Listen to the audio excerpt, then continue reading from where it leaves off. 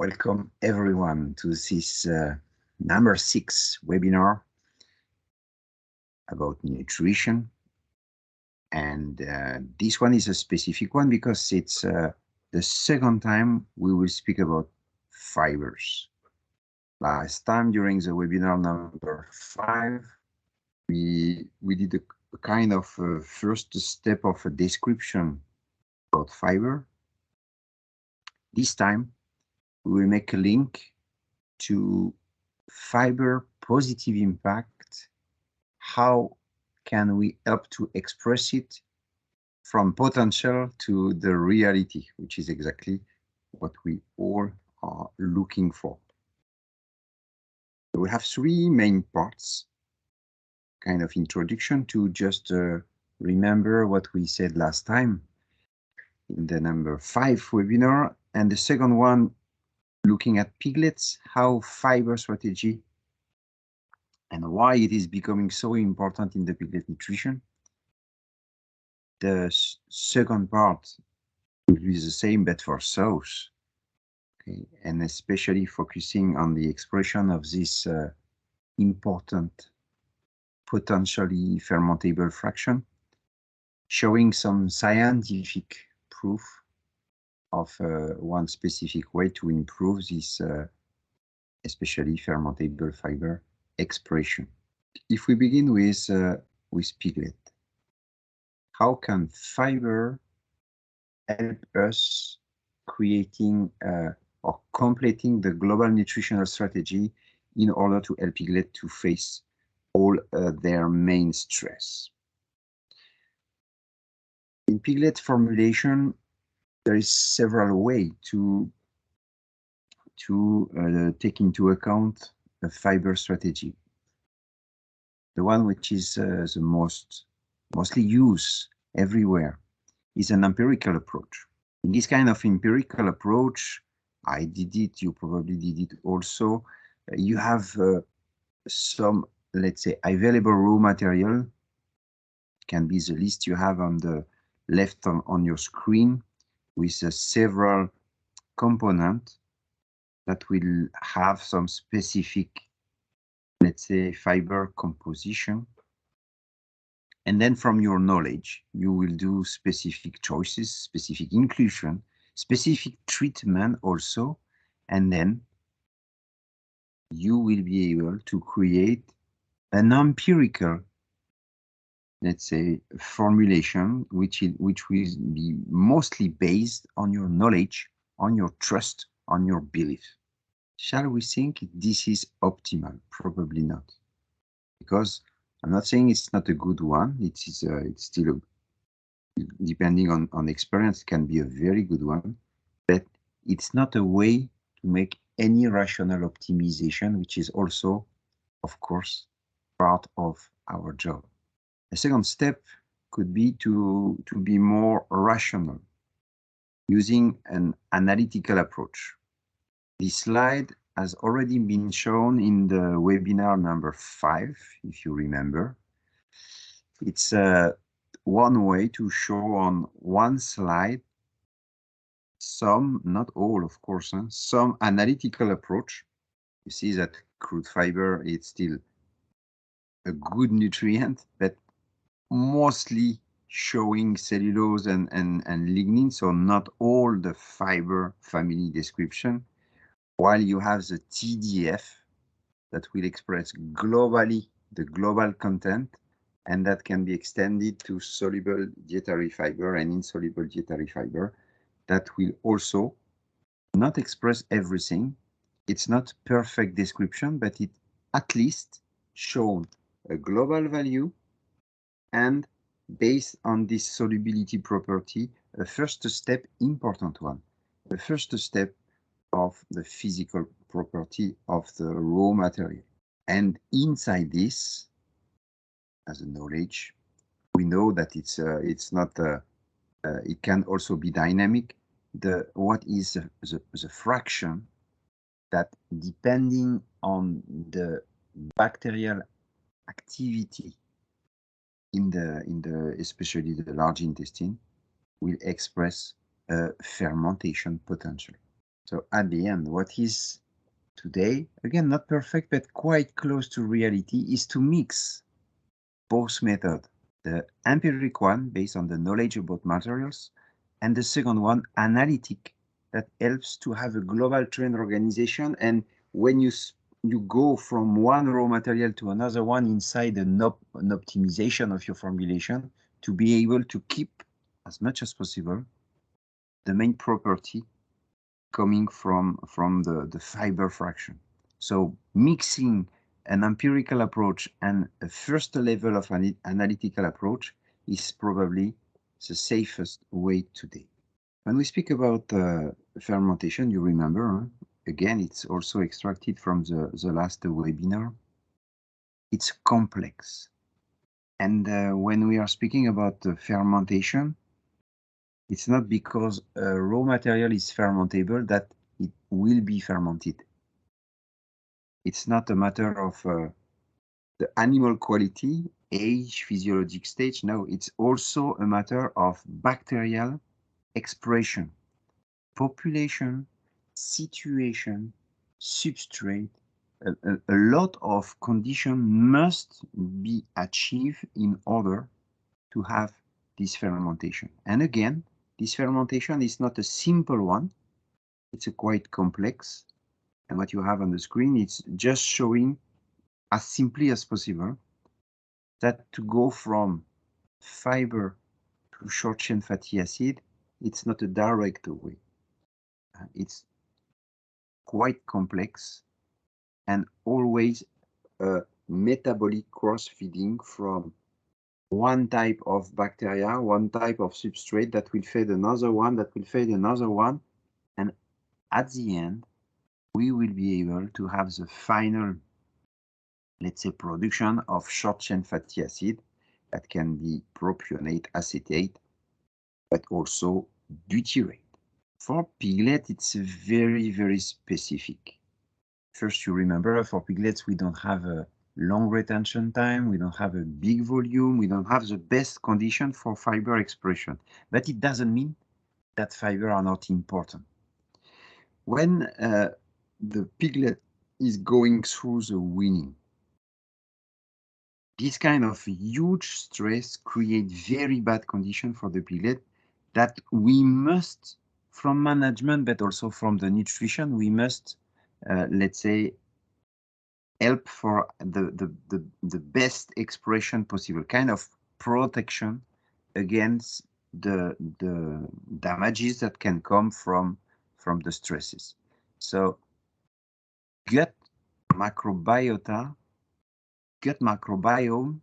is affected by the weaning. So we will decrease the diversity. First thing, that's not positive. The stress will limit the number of live bacteria inside this gut microbiota. Inside this decrease in diversity, usually we have a radical microbial composition shift.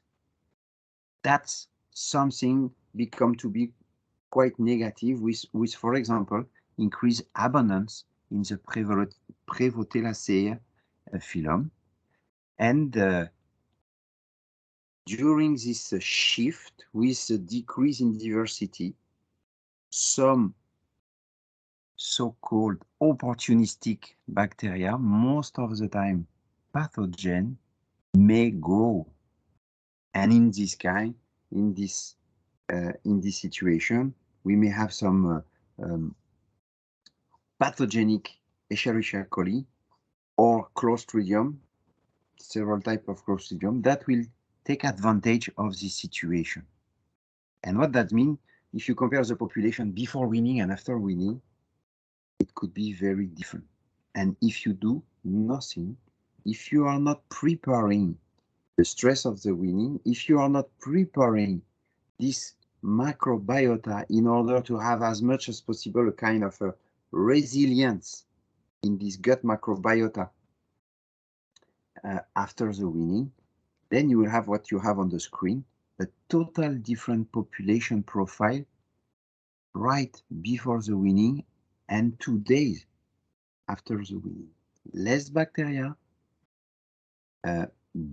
big difference in this bacteria composition, and potentially the growth of, let's say, pathogen. So that's always the same. The fiber can be a tool, not the only one. Of course, it's part of a global strategy. It's always a global strategy. There is not one nutrient that will do miracles. We need to be global. But inside this global strategy, all the subcategory will be important. And fiber is a subcategory with a big importance. That's why we should be accurate in the choice, but also in the expression of those choice. Okay, and we all experience positive things coming from fiber, but also negative expression. Fiber, again, it's difficult to enter, really need to be balanced, and really need to be securized in the expression. This securization of the expression can be done by several ways, and I will show you some. We are lucky because when it comes to microbiota, the way we are able to express it, and you can find a lot of scientific paper today that are very accurate, very, let's say, powerful in the description, thanks to new method. And the modern methods, far from the plate counting, are able to express modification in the population, speaking about diversity, speaking about quantity, speaking about quality. And today, from a situation to another one, from the feed impact to another one, we are able to check what is happening inside this lumen, what is happening in this microbial composition. An example done in Italy, it's a trial done on piglet, and you can see with several type of feed and period test.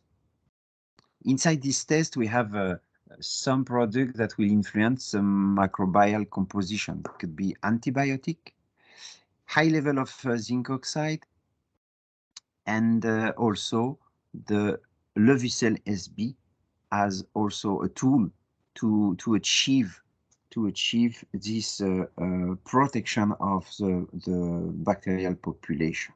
In this Italian trial, it's very interesting to see that if we look at the first graph, we are checking 3 different periods. So the first conclusion of this graph expressing the mean abundance is that the mean abundance will not be the same at the day 10 compared to day 15. The mean abundance is increasing with time. The mean abundance is also increasing with time and the Levicel SB. Okay, we have more mean abundance using the Levicel SB. Okay, what does it mean? The Levicel SB from this first graph show that something is happening on kind of a protection of the population that will be expressed by this mean abundance. Okay, the second one in the middle, if you look the mean abundance, but this time of a specific population, Fibrobacteres. And in this webinar, we will speak a lot about those Fibrobacteres, anaerobic bacteria, able to process fiber, involved in the first step inside this cross metabolic feeding we already saw. And what is the first level of conclusion? When you have Boulardii and antibiotic together, the mean abundance will be much better. In this expression, we have a positive impact, both Boulardii alone, but also Boulardii and antibiotic compared to the control with the positive control with antibiotic. Interesting. The third graph on the right is expressing the detection frequency. That's the first very important also information about Fibrobacteres. Fibrobacteres are weak population. You will not detect Fibrobacteres in all samples. Anaerobic weak bacteria. And what is shown here, if you don't protect them, and Boulardii is achieving a protection of this type of bacteria, you see that the level of detection frequency without the Boulardii is the lowest, and Boulardii and antibiotic is intermediate, when with the Boulardii, the detection frequency of those Fibrobacteria is highest. So Boulardii is really acting on the way this population of Fibrobacteria will be able to survive and, of course, to produce. Another example, I will be quite fast on this one, but I want to show this kind of technique because it's a growing, we have a growing interest on this kind of in vitro colonic model. Very accurate, very interesting, and being able to test different feed, raw material, solution, ingredient in different situations. In this case, we use this model to mimic the impact of the weaning of piglet on the short chain fatty acid expression. So we use this perfect model, and you will not have here all the result. I just extract one just to be again coming to the conclusion directly. You have on this graph a gray and a red bar, and the control without the Levusel. We are expressing here the total short chain fatty acid production, and you see we are creating a deprivation of nutrition exactly like for the weaning, and you see that after this, let's say in vitro weaning, we have a huge drop in the short chain fatty acid production. Exactly what is happening in the piglet. What does it mean? It's more and more difficult for the fibrolytic bacteria to survive, to express, even if your feed composition is good enough in fiber, because the quantity of feed-eaten is not high enough, because the global conditions are not good for this expansion, development, and production of those specific bacteria, you will have a drop in their population. You will have a drop in the short chain fatty acid production. What is really interesting to see is that with or without the Levusel SB, the short chain fatty acid production will be different, and the capacity to recover after the feed, let's say, deprivation, will be much faster with the Boulardii. And this model expresses it very clearly. If you don't use the Boulardii, you will not recover the initial level of, you will produce less short chain fatty acid than the one with Boulardii, and it will take a long time to come back to the initial production. So again, this Levusel SB, in vivo, in vitro, is showing this kind of very interesting and strong fibrolytic population protection. What about the sows? What could be a dietary fiber strategy for sows? For this webinar, I extracted some ideas. Not everything, because we don't have the time, but some of them. We are investing more and more, and it's normal, on the gilt preparation.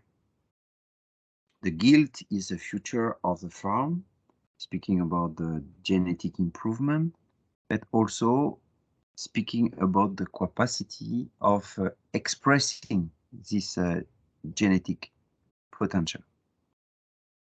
So what we want to do, thanks to fiber, is to modify the physiological capacity of your animal before entering into production, and also the way that the global deposit will be done, speaking about muscles, speaking about bones, and all those organ development that can be well prepared, and fiber part of this strategy. One example. What is the impact of fiber in the intestinal tract preparation?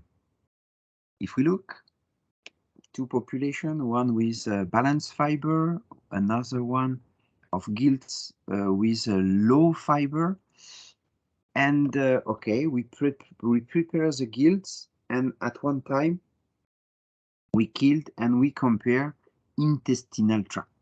You see that speaking about the weight, the length, but also the transit time in the animal, we are facing big difference. Speaking about transit time in a well-balanced fiber, you see 23 compared to 16. Speaking about the weight of the, let's say, organ, 8.11 compared to 7. The empty colon, 1.26 compared to 1. What does it mean? Thanks to the use and the valorization of fiber, even during such a short period of the life of the animal, we will modify the anatomic expression. Thanks to the fiber playing on the volume, playing on the, let's say, this bacterial expression inside, we will modify the global characteristic of the tract of the gilt. This preparation can be very important before entering the productive period. It's a way to improve the gut barrier capacity. It's also a good way to protect from ulcers, but also to protect from torsion. It's the first step of this kind of protection. When it comes to classical production after being a gilt, we are lucky because on sows we have some very strong visible sign, and of course a lot of non-visible signs, expression of the capacity of the animal. The visible sign, the behavior of the animal is very important, and some very good farmers are able to check if everything is okay or not, just looking at the expression, the behavior of the animal. The pain, the rest, the level of rest, of course, very visible, the constipation, the feed intake. That's very visible part of this expression of the animal.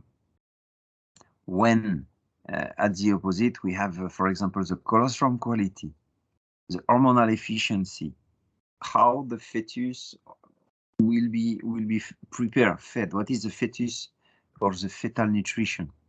What is the impact of oxidative stress? All those are not visible.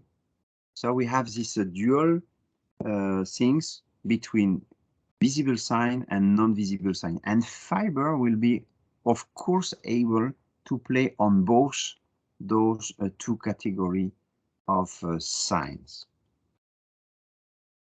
Constipation is a worldwide problem, and it will be much more difficult to avoid this constipation. And that's why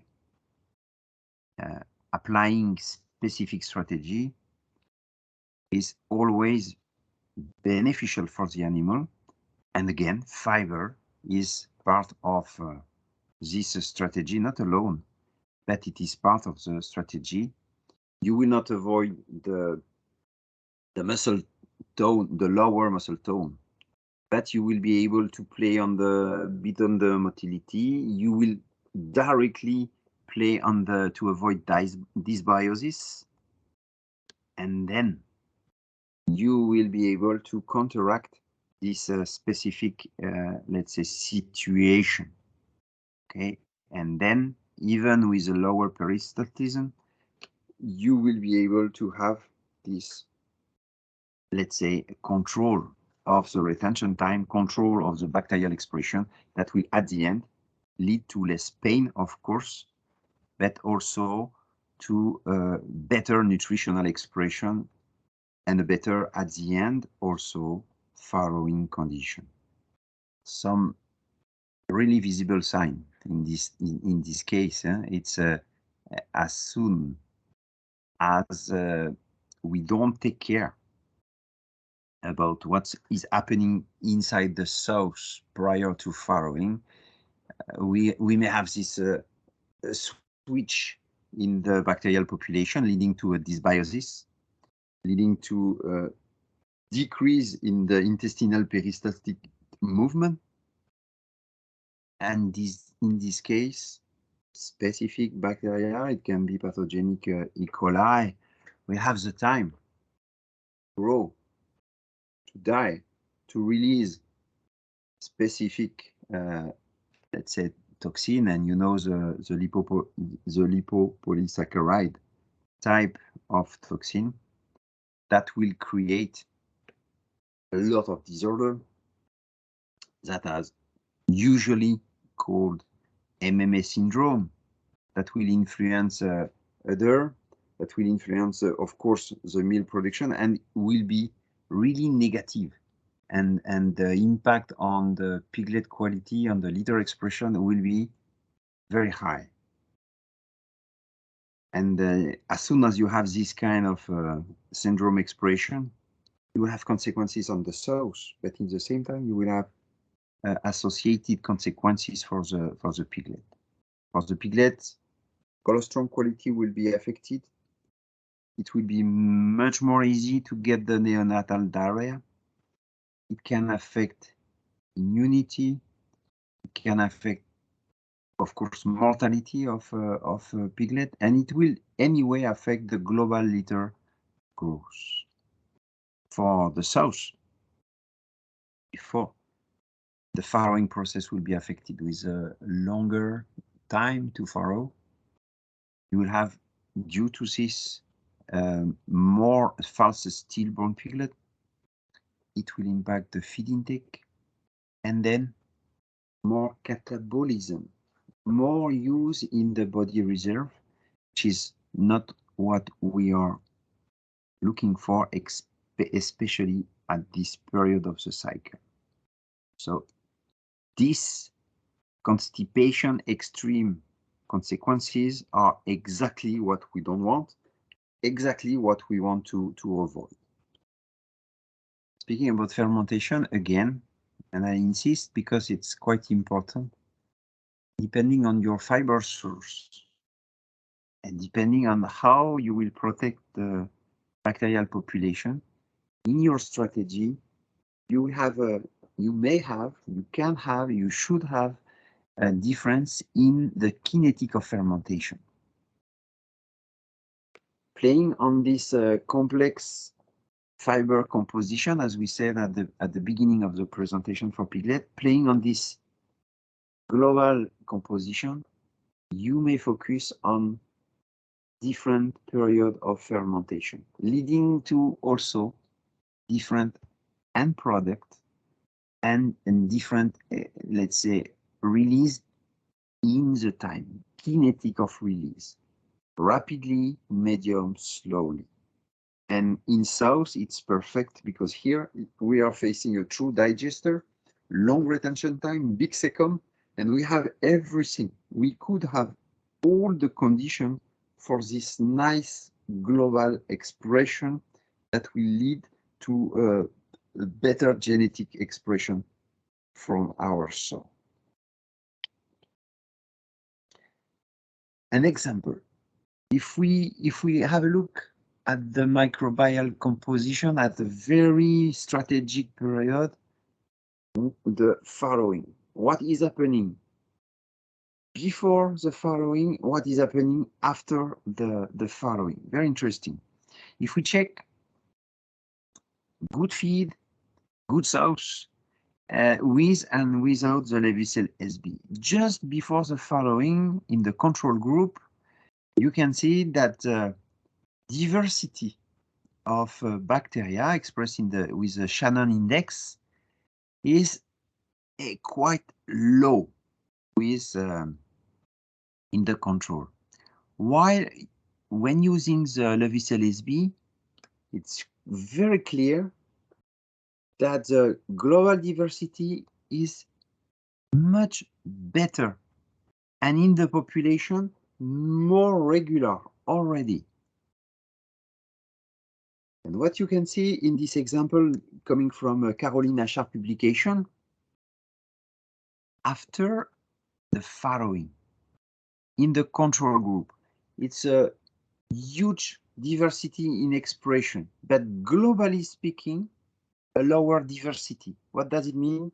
In this case, the gut microbiota has been affected by the farrowing, and depending on animal, you can still have some good expression, but most of the expression will be negative with a lower composition in the gut microbiota.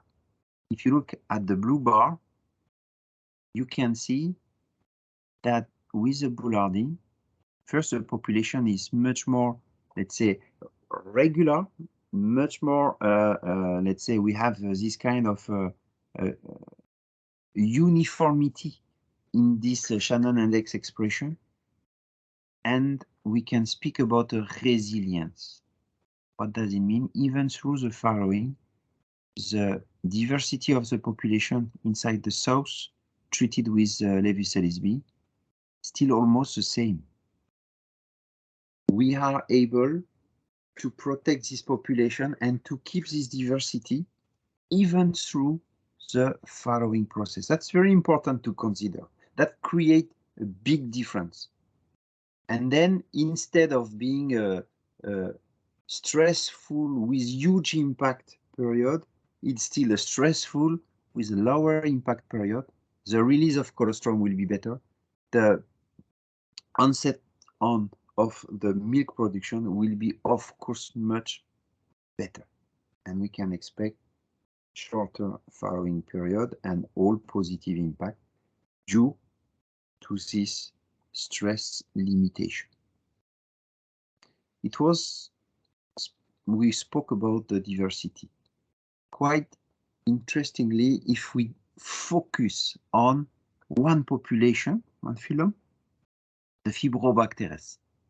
If you look before farrowing, so we saw the diversity, that's one expression, but what about specifically Fibrobacteres? Again, anaerobic, very weak population. The treated sows, treated with Levicel SB, you see big difference in this population of Fibrobacteres. Here we are able to speak about a protection. You use Levicel SB, those weak bacteria will be fed and protected thanks to the Boulardii, the Levicel SB. In your strategy for fiber, in the way you will be able to invest in fermentable fiber, using the Levicel SB is one way to have the expression of your investment. Okay, we have many examples expressing this that can be done on the richness, again on the Shannon index, always showing that before farrowing, the Boulardii is always have a better expression in the uniformity, and also a lower variance after the farrowing, which is exactly what we are looking for. Coming from our internal research, quite interesting information showing that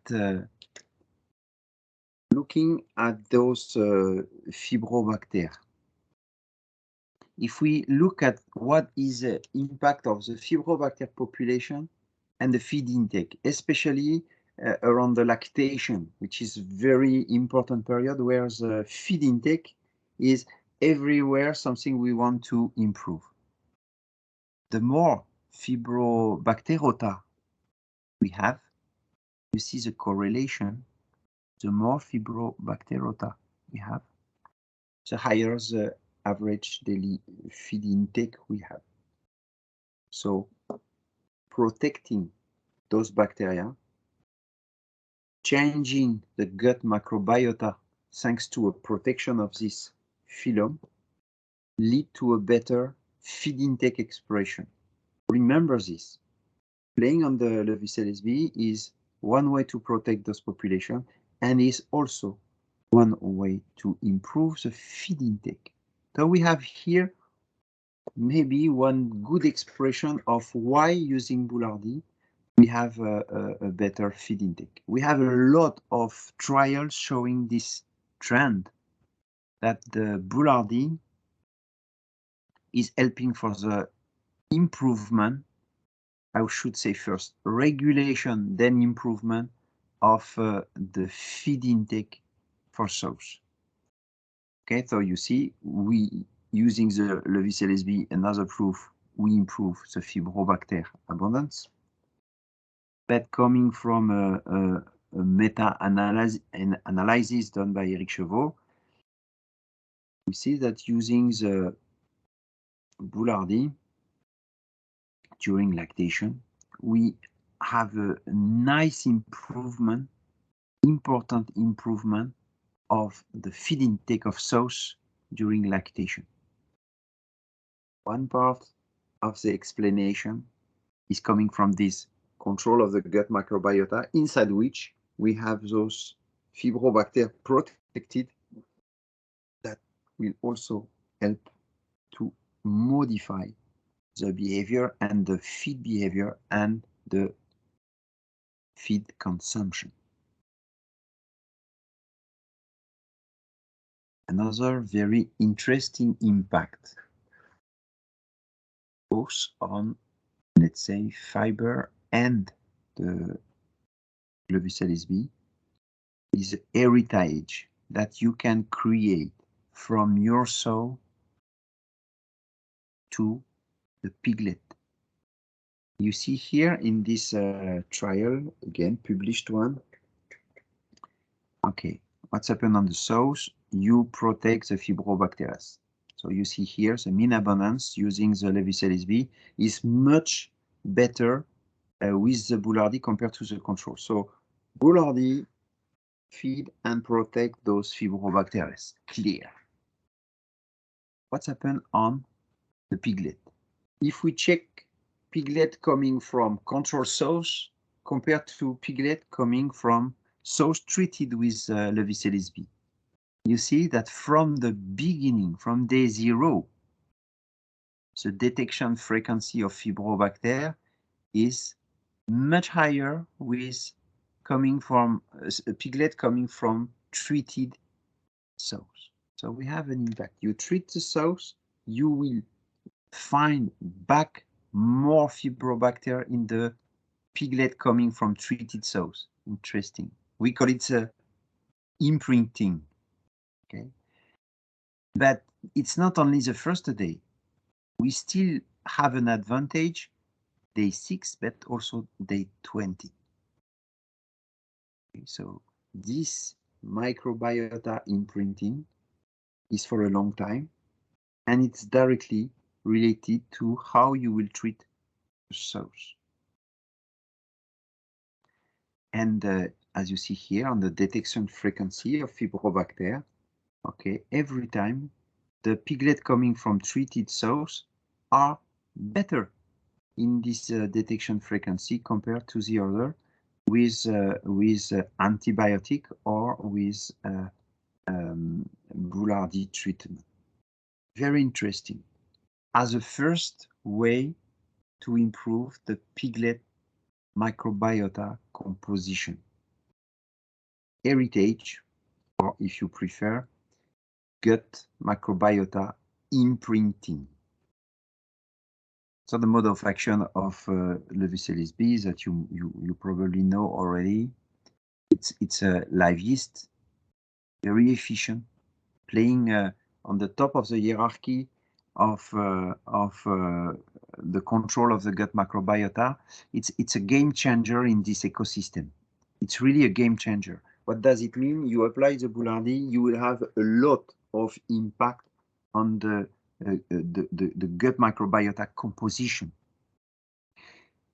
The first is very fast and important oxygen scavenging. That's when we speak about anaerobic bacteria. That's only way to be sure that it will have no oxygen around the Boulardii. It will create a zone of comfort, the zone of possible existence and production for those anaerobic bacteria. That's the first thing, but it's not the only one. There is probably a relation that can be a feeding relation, that can be another one coming from this LEBRETON to those fibrolytic bacteria that help them to process, being able to do this first level of, let's say, transformation of the fiber thanks to specific enzymes.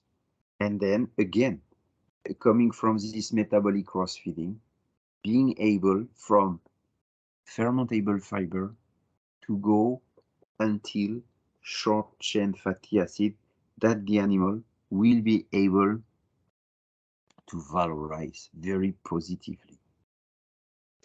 So if you combine several, let's say, quality of the Boulardii, so the first one, you will create some energy coming from this fibrolytic fermentation yield.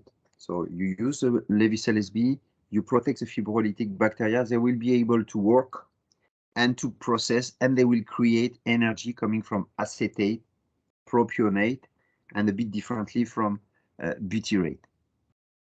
We will create some saving of nutrient, so in net energy, decreasing the level of inflammation level. That's another story. We have a huge impact of the LEBRETON on the inflammation, sorry. And thanks to this, specific amino acids level of energy will be saved. What does it mean? It's more for the animal. It will also modify the global behavior of the animal, the physical activity. So it will modify the requirement of those animals. So it's also one way to save nutrient. And the last one, playing on the gut mucosa and the global shape of this mucosa, we are improving the global absorption efficiency.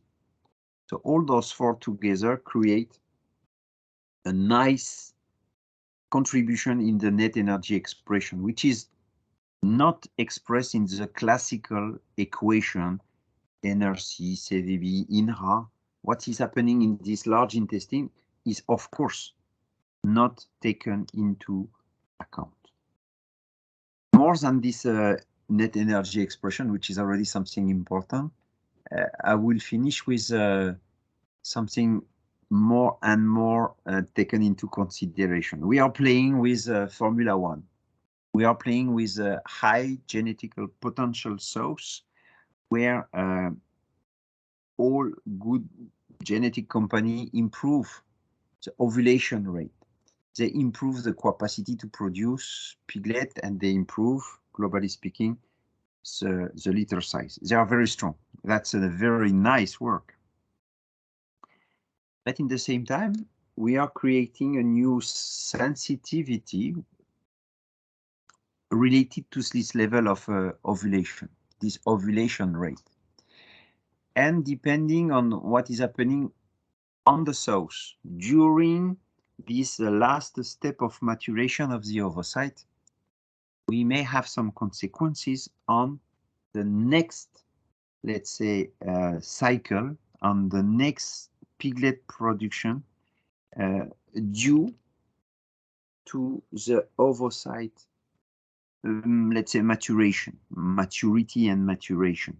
And we can act from management to feeding, to nutrition, we can act and modify this maturation expression of the oocyte that will at the end play on the number of embryo, play on the quality of the fetus, and will create economically big impact on the litter and, let's say, piglet quality at birth. An example. In those trials done on, of course, on sows, we control the impact of fiber. So balanced fiber compared to a low balanced feed given to the sows, and we control the nuclear maturation of the oocyte. Okay, so it's very interesting. They choose gilts, and they were able to check with or without fiber what is the impact on the maturation of those oocytes.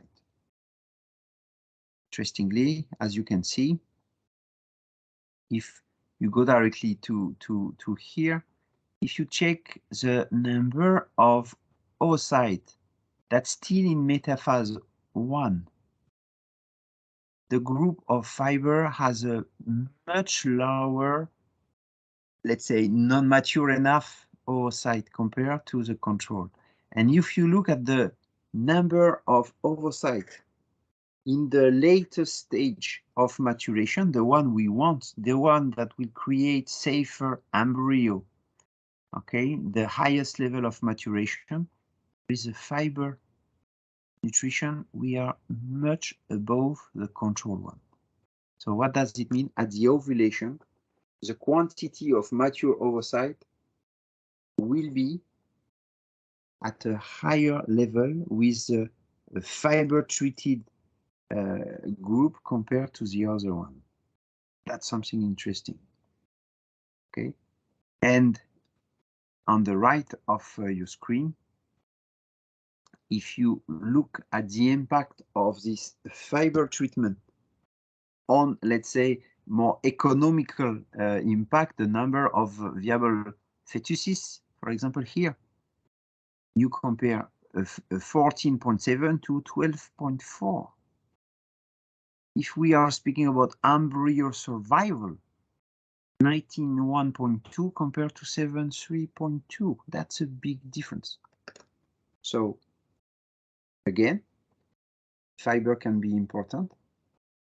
Here, the criteria that will be involved is the PSY, the piglet per sow per year, will be affected by this treatment. And you can understand, of course, if you are protected or not, this fiber, this expression will not be the same. So fiber, again, as we said in the introduction, can be very important.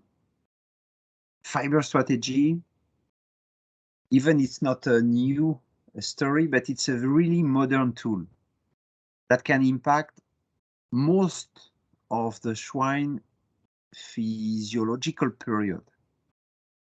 So we want to consider it as a key element, especially in this physionutrition, the nutrition that will impact organs, inside which the gut microbiota is one important organ. Fiber strategy is not an easy one. It's difficult to implement, especially in our industrial context. It's not easy to be accurate. We said it in the last webinar, I'll say it again, that's one of our challenge. The predictions, the description is difficult. We need to make some choice and also to be able to mix empirical knowledge, know-how, with the first step of accuracy in the description. We have a lot of associated risk. Again, mycotoxin, irregularity is also part of the game, and we need to live with this. We need to apply, and I really insist on this, because you can have a nice investment in fiber profile if you are not protecting the right population your investment will not be fully expressed. So we need to apply a security in order to achieve those fermentation. We are not lucky, again, because fiber fermentation is always achieved by weak population, anaerobic population.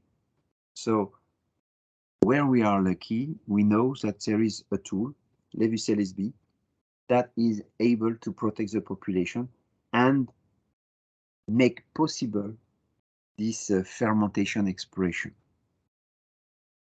Then fiber will be able to participate to the global nutritional expression, and of course it will be more quantitative in mature animal. So energy, think about the quantity of net energy that can be saved or expressed, okay, thanks to this fermentation expression. And again, not taken into account in the classical net energy equation. Think about the genetical potential expression. As soon as you are able to help for the expression of this fiber capacity, the feed intake, ovocyte maturity, but also avoiding constipation, avoiding this kind of toxin release, creating the right condition for the colostrum expression, all of them will contribute to a better genetical potential expression.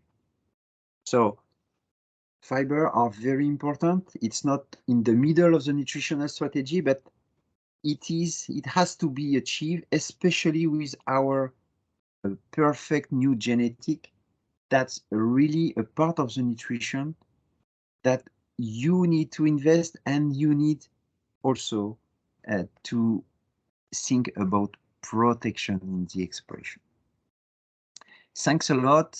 I hope those webinar, and especially this one, was helpful. See you in the next webinar that are coming. Thanks a lot. Have a good day.